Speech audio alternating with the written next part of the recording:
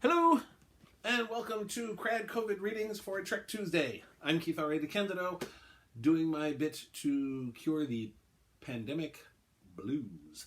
I'm reading my writings, which this year has been pretty much exclusively the Starfleet Corps of Engineers stories that came out between 2000 and 2007, specifically the ones that I wrote, or in this case, co-wrote. This is part 2 of book 2 of Invincible, which was a collaboration between myself and David Mack, which focused on Commander Sonya Gomez on a subspace accelerator project where things have gone horribly wrong. Without further ado, here is Invincible, Book 2, Part 2, by David Mack and Keith R.A. DeCandido. Transcript of message sent from Nalori Republic Senator Moya to Commander Sonya Gomez on planet Sarindar. 12th day of Sendrak, 23rd year of Tog. We are distressed by your absurd request to suspend operations on the Sarindar Subspace Accelerator project.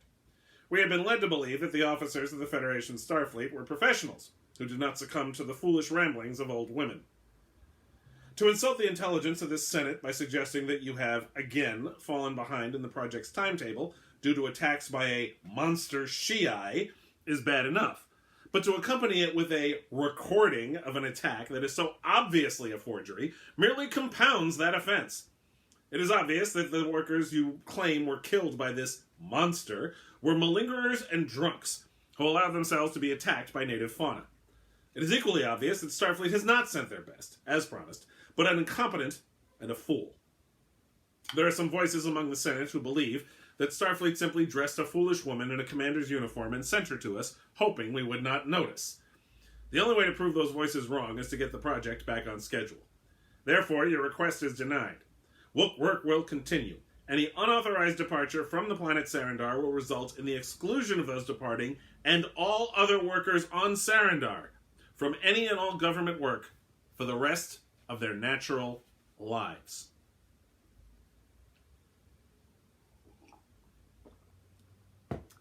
First Officer's Log, Commander Sonya Gomez, Planet Sarindar, Stardate 53285.0.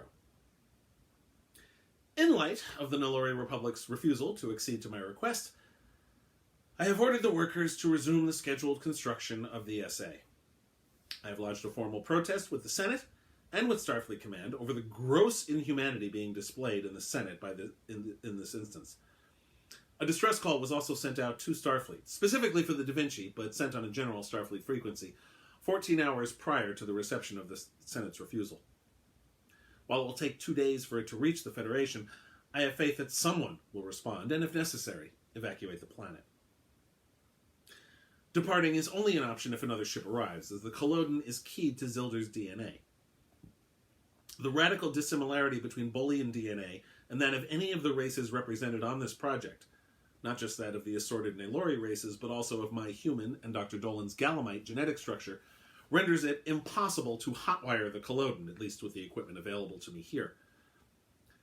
I have instead devoted my resources to restructuring the duty schedule in light of the reduced personnel, maintaining our defenses against the shii, and attempting to improve the presently limited ability of the tricorder to scan the surrounding area, despite the high concentration of chimerium. I am hoping that Dr. Dolan's autopsy of the first shii will give us some idea how we can either defend against or communicate with this creature. In addition, I intend to take a bioscan of a normal shii to give me a base for my readings. I will continue to send updates and recordings of the monster shii to the Nalori Senate, in the hopes that they will come to their senses.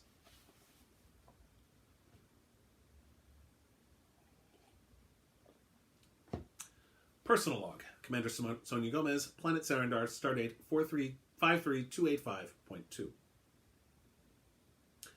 I just finished a trip outside the encampment to take a bio reading of the shii. The normal-sized ones are roughly the size of a pony, and they move through the crystalline landscape with an impressive grace. After twice nearly being killed by the mutant versions, or whatever they are, it's nice to be reminded that the normal ones are quite elegant. In fact, they're more noble than a good chunk of the sentients presently on the planet. I had to put someone on guard over the Culloden after 4 different incidents of people breaking into the ship to try to get off planet. They didn't succeed, of course, but that's hardly the point. These are people who make their living working for the government. That same government has made it clear that any attempt to leave the planet will result in them never working again. A lot of these people have families, but they're willing to risk their livelihood to get out of here. I, on the other hand, am willing to risk going outside the sonic barrier to get those bioscans. Luckily, I wasn't attacked by the monster. Not that anyone would have volunteered to come along to protect me. Nobody's called me Sanyul since the massacre at the cave, and I've been getting the same doleful looks that I got when I first arrived. Nobody's invited me to join them for meals either.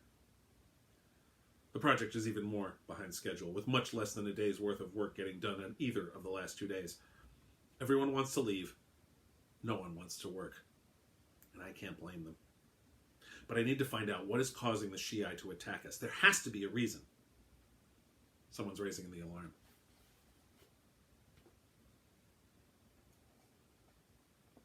Supplemental. Another attack. 5 people are dead. The guard on the Culloden and the latest 4 who had tried to commandeer it.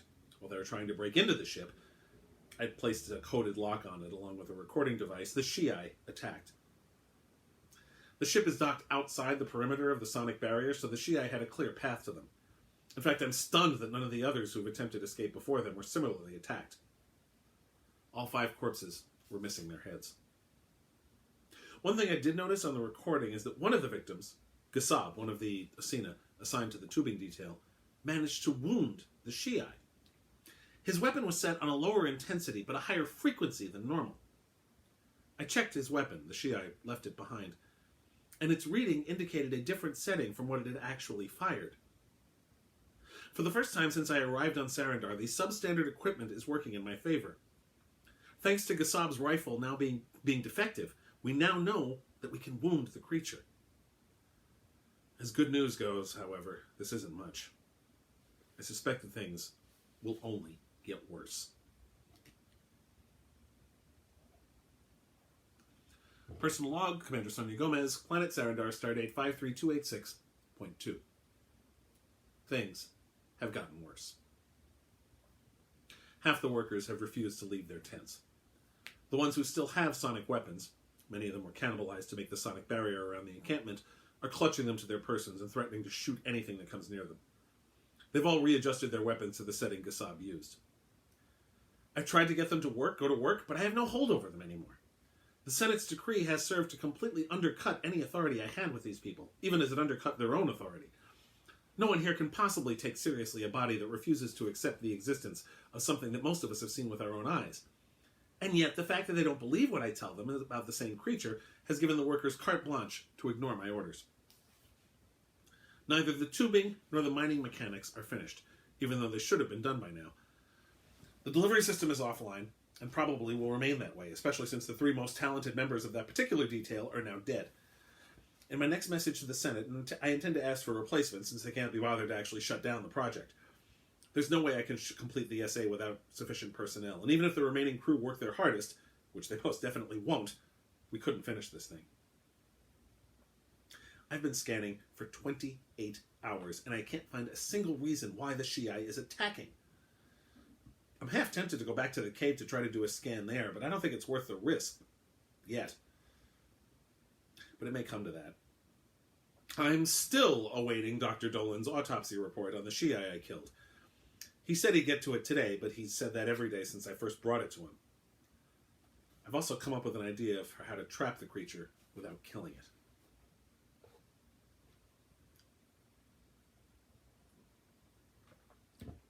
First Officer's Log, Commander Sonya Gomez, Planet Sarindar, Stardate 53286.8. I have managed to boost worker morale slightly. The tubing was finally finished this morning, so I reassigned them to construct a trap for the shii. This was work they could actually get enthusiastic about, since they're stuck on the planet for the time being. My numerous communiques to the Senate have met with a resounding silence. I'm hoping to get a reply from the Da Vinci tomorrow. The principle of the trap is quite simple. It's a box that's divided into 2 halves by a set of metal bars. I have been hoping for duranium, but all that's available is a steel composite left over from the tubing. 3 people stand on one side of the bars, armed. The other side is open. Based on the bioscan I took of the regular shii, there's one particular ruby-like flower that they are fond of eating. The plan is to place several of those flowers into the open end of the trap. Once the shii enters, a force field will be activated, trapping the creature inside. The three armed people then fire on the creature at the low-intensity, high-frequency setting, which should be enough to stun it, or at least to subdue it. The detail is taken to the task with relish, and I'm hoping that they'll have it done by nightfall. Kugat, Amok, and Entor have volunteered to serve as the executors of the trap. Supplemental. The trap has failed. Entor, Kugat, and Amok are dead. One of the weapons misfired and damaged one of the bars. The shii flailed and sliced through the bar. All three missed the shii with their shots and then were unfortunately prime targets once the bars went down. It is unclear why the three of them did not escape through the rear hatch, but their failure to do so resulted in their tragic deaths. Entor was killed by decapitation. The other two were beheaded after they were killed. The creature departed with all three heads. I doubt the creature will fall for the same trap again, and we don't have the material to reconstruct it in any case. I am still waiting for the final autopsy report from Dr. Dolan on the shii I killed. Scans of the region still fail to provide any reason why the shii would be attacking us.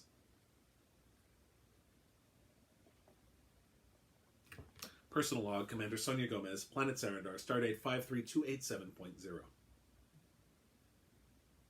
Okay, my official log has the formal report about how exactly Entor, Kugat, and Amok were killed. I need to say, however, that it was the most pathetic sight I have ever seen in my life. Much as I hate to speak ill of the dead, I really have to wonder about those three. Did they have a death wish? Admittedly, part of it was the fault of the ever-substandard Nalori equipment. At least one of the rifles was on the wrong setting. But still, how the hell can you miss something at point-blank range? The shii took the bait we laid out. I activated the force field. The shii realized it was trapped and started making this squeaky noise.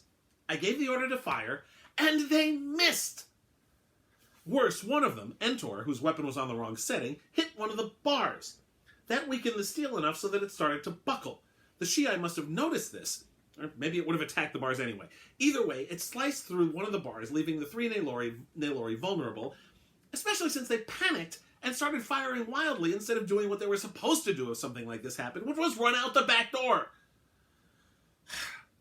I had made sure that there was a method of escape in case something like this happened, and they didn't use it.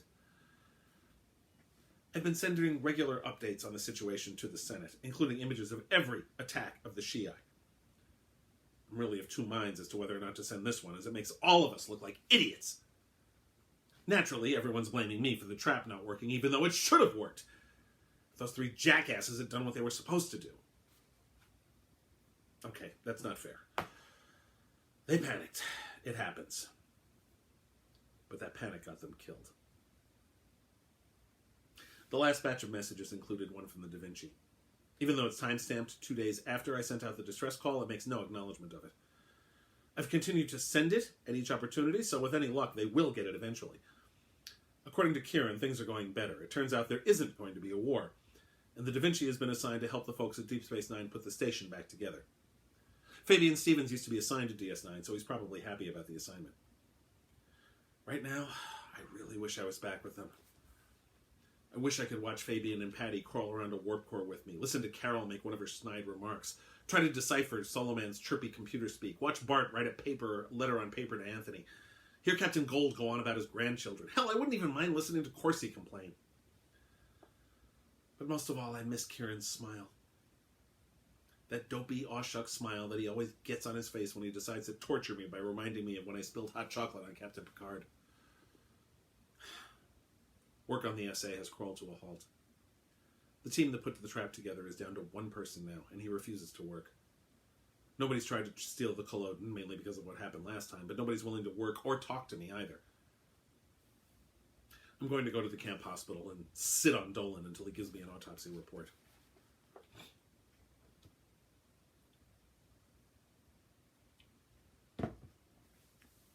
Partial transcript of autopsy report of sample S019, aka Monster Shii, by Dr. Dolan, Sarindar Medical Unit, 13th day of Sendrak, 23rd year of Tog.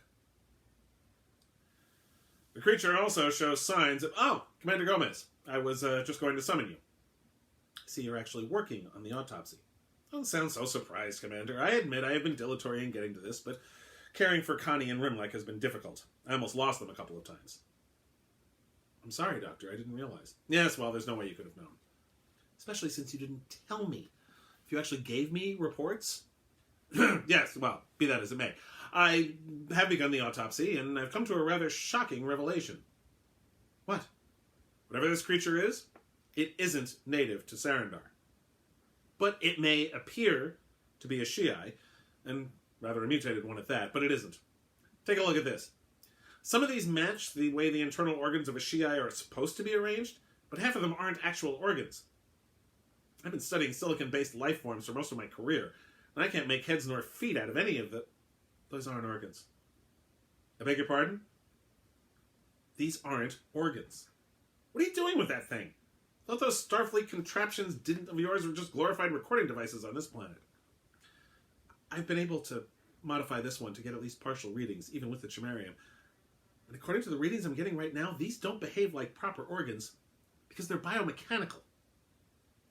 Commander, most silicon-based life might read on a tricorder as biomechanical due to the nature... Doctor, contrary to the opinions of the Nalori government, I'm not stupid. I've compensated for that. But this creature was never alive in the traditional sense. It's an artificial life form. In fact... What is it? If I'm reading this right, some of these organs are actually chameleon circuits. Some people at the Daystrom Institute were working on something like this, but they were never able to make it work. For those of us who don't follow every move of the Daystrom Institute, Commander, what exactly is a chameleon circuit? It's something that allows a mechanism to change its outer form. You program it to alter its appearance. The problem is the power demands to let something with an unstable molecular structure perform stable mechanical functions were always way in excess of what was practical. Whoever built this was able to solve that. This is amazing! Why would anyone build something like this? I don't know, but this changes everything. I need to study these circuits, see if I can figure out the programming. What, you're going to work here? Unless you have a better idea, Doctor. I won't have the space to do this in my tent, and this is the closest we have to a lab in the camp. Fine, if you must, but please, stay out of my way.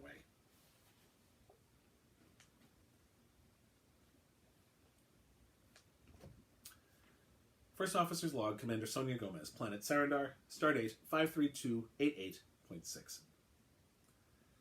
I have left Razga and Juro in charge of what remains of the project. Apparently the crew working on the mining mechanics have begun throwing themselves into their work on the premise that it's better than waiting for something to kill them.